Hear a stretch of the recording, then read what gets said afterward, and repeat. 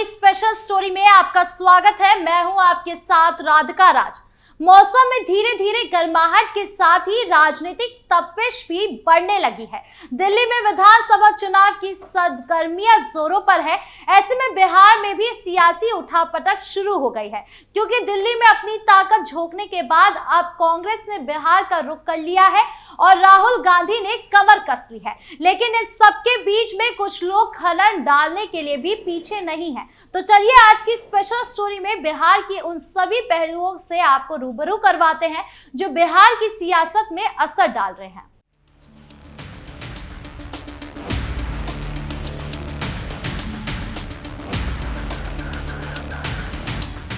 दिल्ली के बाद पॉलिटिकल पार्टियों का फोकस अब धीरे धीरे बिहार चुनाव पर शिफ्ट हो गया है। प्रधानमंत्री नरेंद्र मोदी, कांग्रेस नेता राहुल गांधी और एसपी प्रमुख शरद पवार जैसे बड़े नेता फरवरी में बिहार दौरे पर आ रहे हैं। राहुल गांधी 5 फरवरी को पटना में एक कार्यक्रम में शामिल होंगे। पीएम मोदी 24 फरवरी को भागलपुर में किसानों से जुड़ी योजनाओं का शुभारंभ करेंगे। शरद पवार 27 फरवरी को कटिहार में पार्टी कार्यकर्ताओं से मिलेंगे। चुनावी साल में इन नेताओं के बिहार दौरे को काफी अहम माना जा रहा है।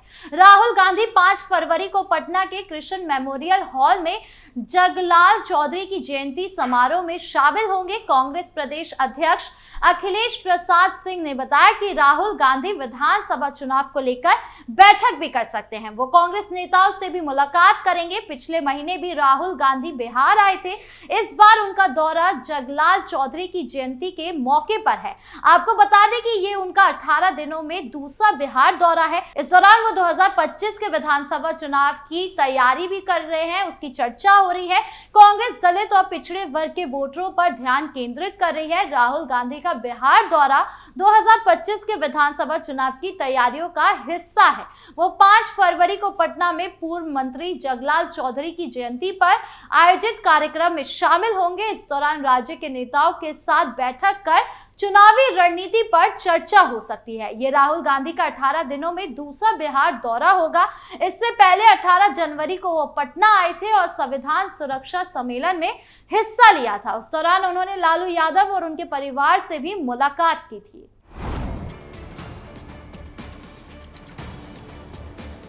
कांग्रेस पार्टी बिहार विधानसभा चुनाव के लिए अपनी रणनीति बना रही है। पार्टी दलित और पिछड़े वर्ग के वोटरों को लुभाने पर जोर दे रही है। पिछले दिनों पटना में राहुल गांधी के नेतृत्व में संविधान सुरक्षा सम्मेलन का आयोजन किया गया था। इस सम्मेलन में राज्य भर से दलित, आदिवासी, अल्पसंख्यक और पिछड़े वर्ग के लोग शामिल हुए थे। ये सम्मेलन भी कांग्रेस की चुनावी रणनीति का एक हिस्सा था। अब पार्टी दलित नेता जगलाल चौधरी की जयंती का बड़ा आयोजन कर रही है। इससे साफ है कि कांग्रेस दलित वोट बैंक को साधने की कोशिश में है। जगलाल चौधरी सारण जिले के रहने वाले हैं। उनका जन्म 5 फरवरी 1895 को हुआ था। वो एक स्वतंत्र सेनानी और दलित चिंतक थे। महात्मा गांधी से प्रेरित होकर उन्होंने पढ़ाई छोड़ दी और स्वतंत्रता आंदोलन में शामिल हो गए। इस दौरान उन्होंने जेल भी जाना पड़ा था। वो बिहार कांग्रेस कमेटी के सदस्य भी रहे हैं और बिहार सरकार में मंत्री भी बने। 9 मई 1975 को उनका निधन हो गया। कांग्रेस उनके योगदान को याद करते हुए उनकी जयंती पर कार्यक्रम आयोजित करी है। बिहार में शराबबंदी की कोशिश करने वाले जगलाल चौधरी पहले व्यक्ति थे। उन्होंने 20 जुलाई 1937 को आबकारी और लोक स्वास्थ्य मंत्री का पद संभाला। उनका कार्यकाल छोटा था लेकिन महत्वपूर्ण फैसलों से भरा था। 6 अप्रैल 1938 को उनका सारण, मुजफ्फरपुर, हाजीबाग, धनबाद और रांची में शराबबंदी लागू कर दी। जगलाल चौधरी संयुक्त बिहार में शराबबंदी लाने वाले पहले व्यक्ति थे। उनका कार्यकाल छोटा पर यादगार रहा। 6 अप्रैल 1938 को उन्होंने कुछ जिलों में शराबबंदी लागू की। ये एक बड़ा कदम था। उनके इस कदम को लोग आज भी याद करते हैं। वहीं दूसरी तरफ प्रधानमंत्री नरेंद्र मोदी 24 फरवरी को भागलपुर आएंगे। वो किसानों से जुड़ी कई योजनाओं का लोकार्पण करेंगे। बिहार के लोगों को कई सौगात मिलने की उम्मीद है। इस साल बिहार में चुनाव होने हैं। ये पीएम मोदी का चुनावी साल में पहला बिहार दौरा होगा। देश भर के किसानों को किसान सम्मान निधि की किस्त भी जारी कर सकते हैं। किसान सम्मान निधि की 18वीं किस्त 5 अक्टूबर 2024 को रिलीज की गई थी। भागलपुर से 9वीं किस्त जारी की जा सकती है। देश के 13 करोड़ से अधिक किसान इस योजना का लाभ उठा रहे हैं। एसपी प्रमुख शरद पवार 27 फरवरी को कटिहार आएंगे। वो पार्टी नेताओं और कार्यकर्ताओं से मुलाकात करेंगे और संगठन को मजबूत करने पर चर्चा करेंगे। एनसीपी के प्रदेश अध्यक्ष राहत कादरी ने बताया कि लगभग 2 दशक बाद शरद पवार कटिहार आ रहे हैं। उन्होंने कहा, हमारी पार्टी की नजर बिहार की 150 सीटों पर है। चुनावी वर्ष में इन तीनों बड़े नेताओं का बिहार दौरा काफी महत्वपूर्ण माना जा रहा है।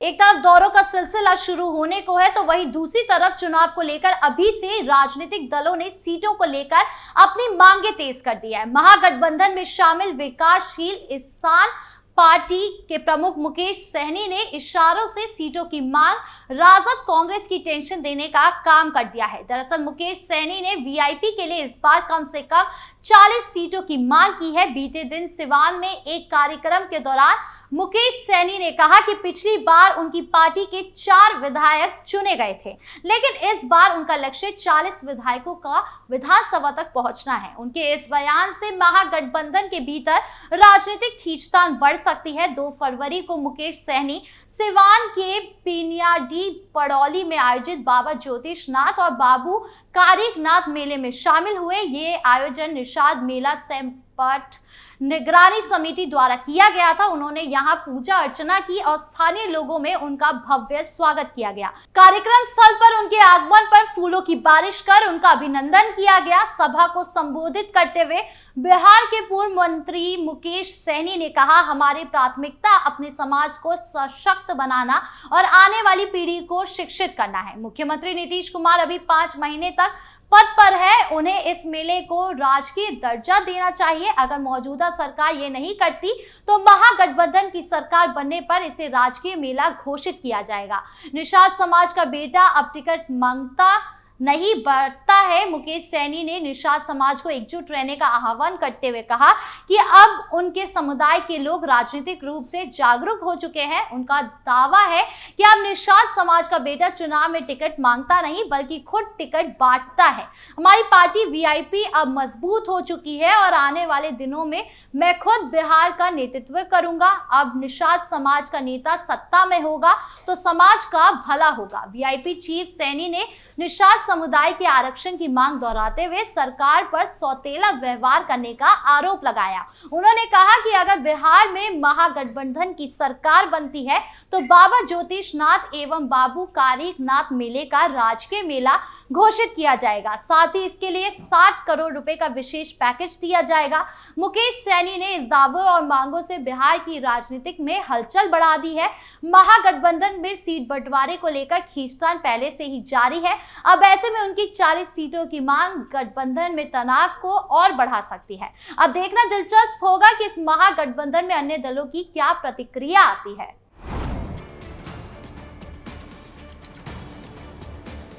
वहीं दूसरी तरफ बिहार के मुख्यमंत्री नीतीश कुमार का राजनीति में संतुलन बनाए रखने का कोई जोड़ीदार नहीं।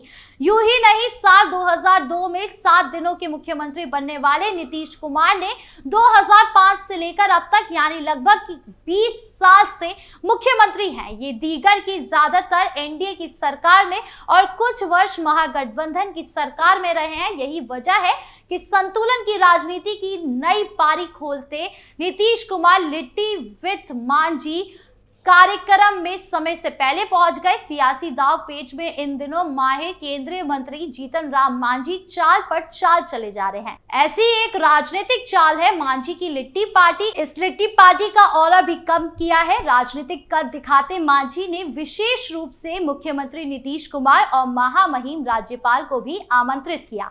नीतीश कुमार भी चुनावी समीकरण और वर्तमान में नए शक्ल लेता दलित राजनीति का ध्यान रख समय से आधे घंटे पहले ही पहुंच गए और 20 मिनट समय भी दिया। मांझी को गले लगाकर एक बेहतर संदेश भी दिया।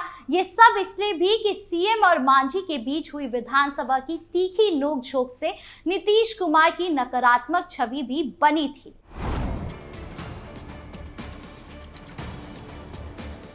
बिहार के राजनीतिक चिंतन में भोज दही चूड़ा का या लिट्टी पार्टी का, उसमें राजनीतिक तड़का ना लगे ये मुमकिन नहीं है। मांझी की लिट्टी पार्टी भी उनके कुछ राजनीतिक बयानों के इर्द गिर्द घूमती है। कभी बयानों के जरिए, कभी चुनौती देते तो कभी हिस्सेदारी की बात कहकर एनडीए पर दबाव बनाते रहे। याद करें, पिछले दिनों 40 सीटों की हिस्सेदारी, झारखंड और दिल्ली में एक भी सीट नहीं मिली, उसकी भरपाई और 4 रोटी है तो 1 रोटी मांगेंगे ही। इस बयानों में एनडीए के केंद्रीय नेतृत्व को परेशान कर रखा था। ये मसला नीतीश कुमार के लिए चुनौती से कम नहीं था।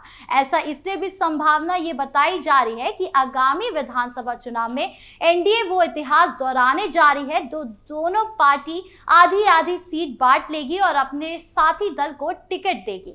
इतिहास ये भी है कि हिंदुस्तानी अवाम मोर्चा नीतीश कुमार ने कोटे में पड़ी थी। बिहार में दलित राजनीति का महत्व भी बढ़ गया है। 19% वोट की राजनीति का सवाल है। अब तक दलित वोट ज्यादातर एनडीए को मिलता रहा है। राष्ट्रीय लोक जनशक्ति पार्टी के अध्यक्ष पशुपति पारस ने भी नीतीश कुमार के खिलाफ पानी पीकर पड़ गए हैं। ऐसे में जीतन राम मांझी की नाराजगी उठाने का जोखिम नीतीश कुमार कभी नहीं उठाएंगे। ये नीतीश कुमार और जीतन राम मांझी की केवल गलंबिया नहीं है, ये तो राजनीतिक लिबास में जादू की छप्पी है। एक तरफ पटना में नीतीश विद मांझी पार्टी में बिहार के मुख्यमंत्री नीतीश कुमार शामिल हुए, वहीं दूसरी तरफ जहानाबाद में केंद्रीय मंत्री जीतन राम मांझी ने अगले विधानसभा चुनाव में 20 से अधिक सीटों की मांग कर दी है। केंद्रीय मंत्री मांझी ने कहा, इस बार हर हाल में अपना हिस्सा लेकर रहेंगे। घोसी में हम पार्टी की ओर से आयोजित कार्यकर्ता महासम्मेलन के मौके पर पहुंचे केंद्रीय मंत्री जीतन राम मांझी से एनडीए से ज्यादा सीटों की मांग कर रहे हैं। उन्होंने कहा, मेरी पार्टी अपना पूरा हिस्सा लेगी। अगर 4 रोटी है तो 1 ही रोटी का हिस्सा मिलता है तो हम कोना लेकर नहीं रहेंगे, बल्कि हम 1 रोटी मांगेंगे, अपना पूरा हिस्सा मांगेंगे। मांझी ने कहा, 20 से ज्यादा सीट मिलेगी तब ना 20 सीट जीतेंगे। यानी कुल मिलाकर बिहार की सियासत का तापमान वक्त के साथ लगातार बढ़ रहा है। स्पेशल स्टोरी में फिलहाल के लिए इतना ही। बाकी खबरों के लिए देखते रहिए कैपिटल टीवी।